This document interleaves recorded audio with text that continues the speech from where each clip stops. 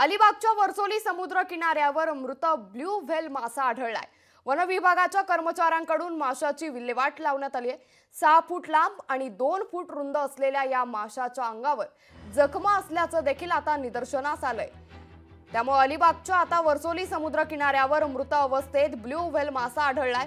One विभागाच्या कर्मचाऱ्यांकडून आता या माशाची विल्हेवाट लावण्यात आली आहे। 6 फूट लांब आणि 2 फूट रुंद असलेल्या या माशाच्या अंगावर जखमा असल्याचं देखील आता निदर्शनास आलंय।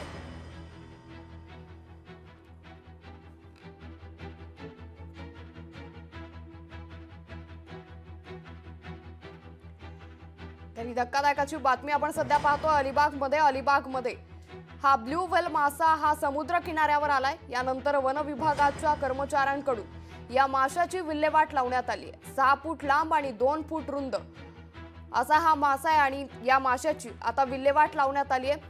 अलिबागच्या वर्सोली समुद्र किनाऱ्यावरती हा मासा आढळून आलाय।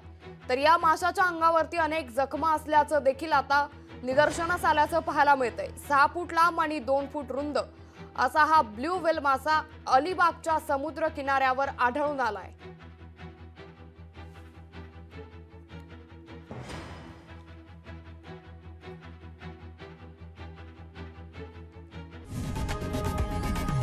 लोकशाही मराठी ऐका, पहा, जागरूक रहा।